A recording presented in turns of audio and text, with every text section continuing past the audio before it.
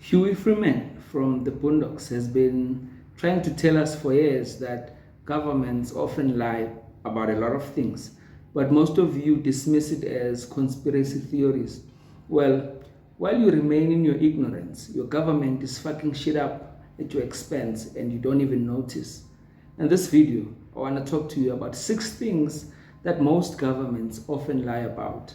The first thing that most governments lie about is the state of the economy.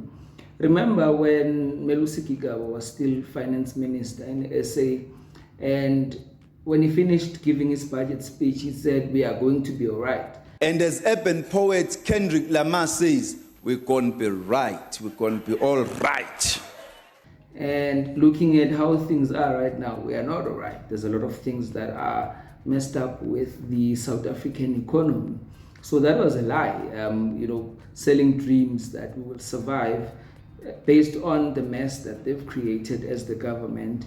The state of our economy is in such disarray, and it was far from being all right, because for a country's economy to be in the state that South Africa is in, it's a build-up over a long period of time. It's not something that started last year. So when he was giving that speech, things were already messed up, yet he went on to say, we are going to be all right.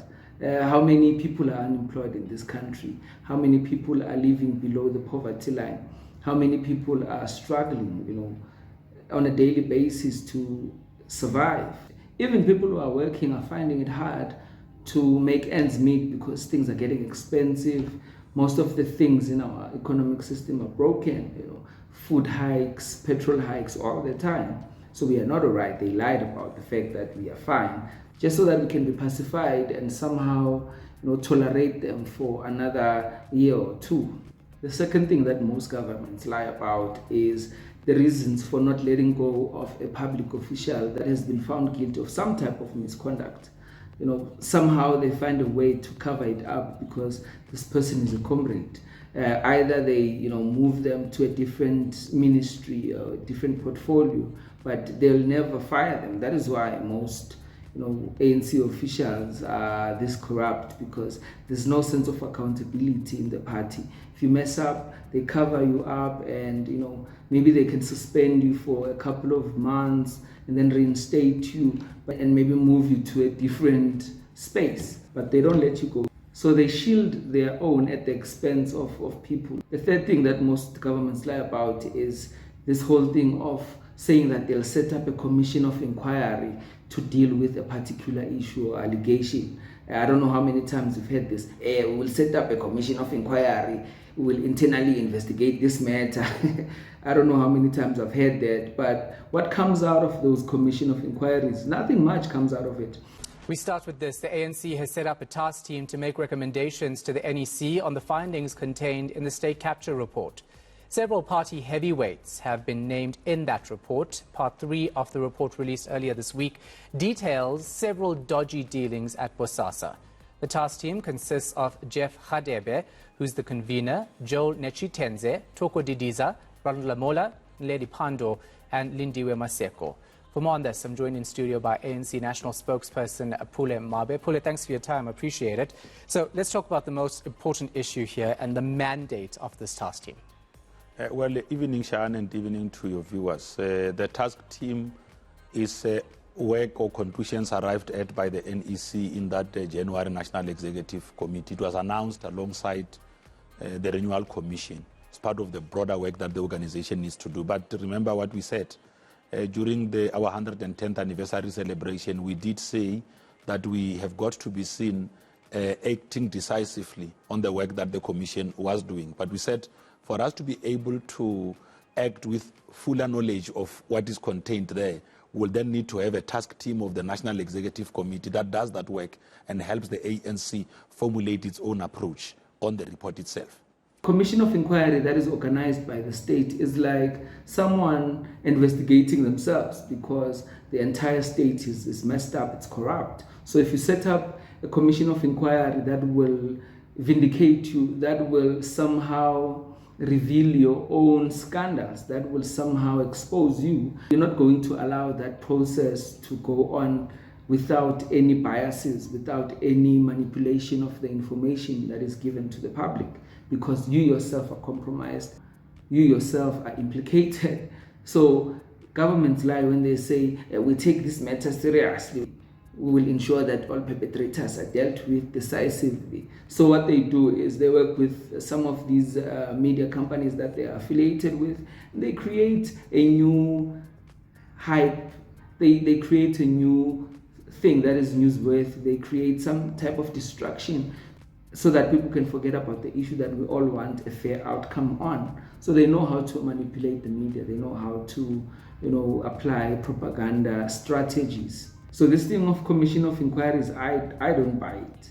I've seen how they end up. It's just a matter of pacifying us, just so that we can think or believe that they take these matters seriously. Stuff like corruption. I mean, the state capture report came out, 3 publications came out, and a whole lot of top officials in government have been implicated. But are we going to see people wearing orange overalls? Are we going to see people going to jail? I doubt. That's not going to happen, because they are influential. They control the same system that is supposed to make sure that the law of this country is consistently applied without fear or favor. The fourth thing that most governments lie about is transparency when it comes to information that is of public interest. Usually in politics, there's a lot of propaganda. Most of the time, they control some media outlets. So the information that is filtered down to the public is always biased. It always serves the interests of whoever pays salaries. So if a particular media house is affiliated with a certain political party, then expect the information that comes out of that media house to be biased, because they're protecting the interests of the people that pay the bills. It's that simple.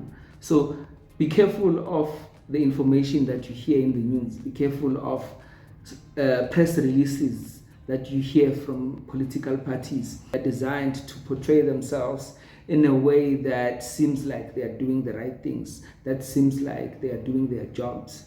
If you believe everything you hear in the media, then you're in trouble, because there's a lot of lies there. The fifth thing that most governments lie about is irregular spending or wastage when it comes to state money.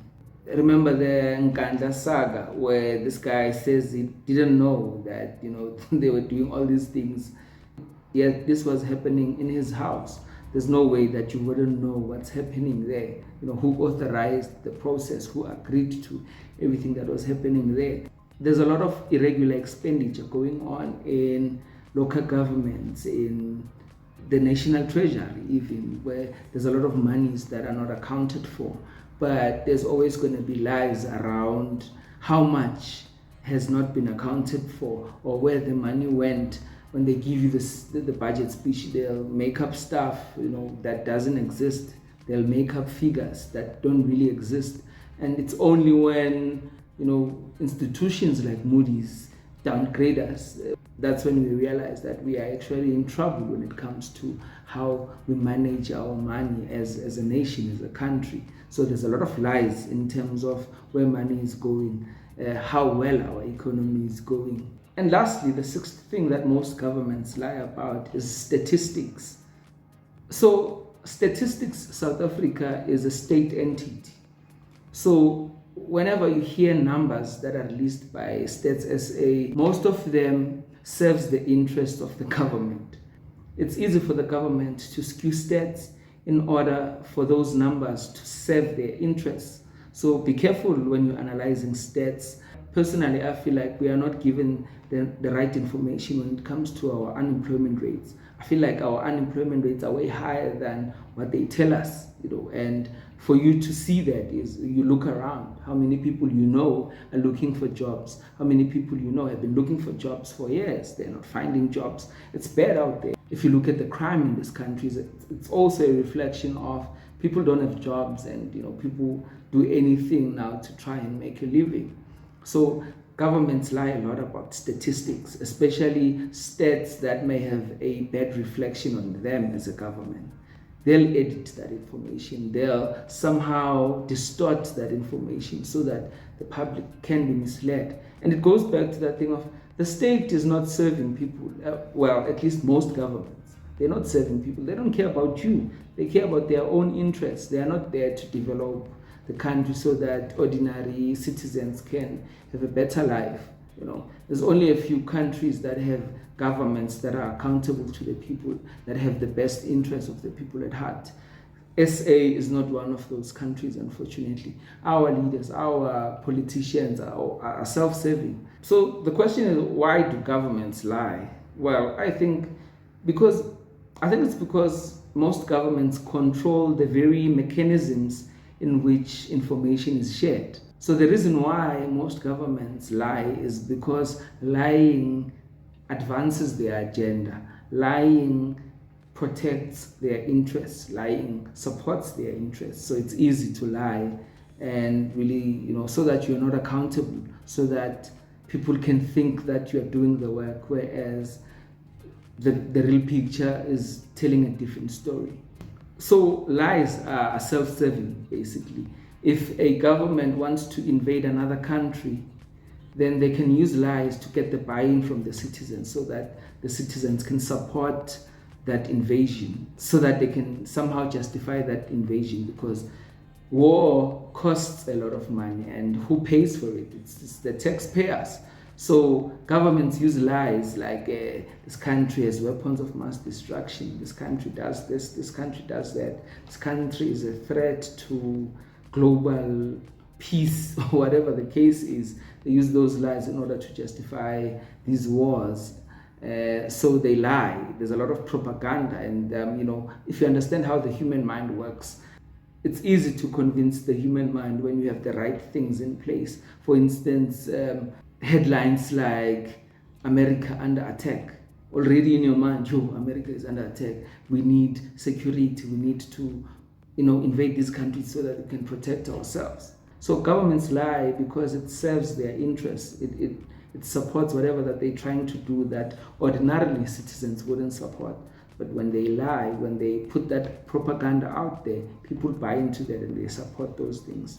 Another reason why governments lie, for instance, if a certain activist, political activist, is a threat to the state or is a threat to the government, they can tarnish that person's image by pushing propaganda in the media to start spreading lies, about this individual so that they can discredit them.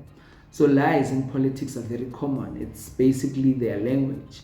That's why whenever I listen to the SONA, whenever I listen to budget speeches, I always listen with that suspecting ear.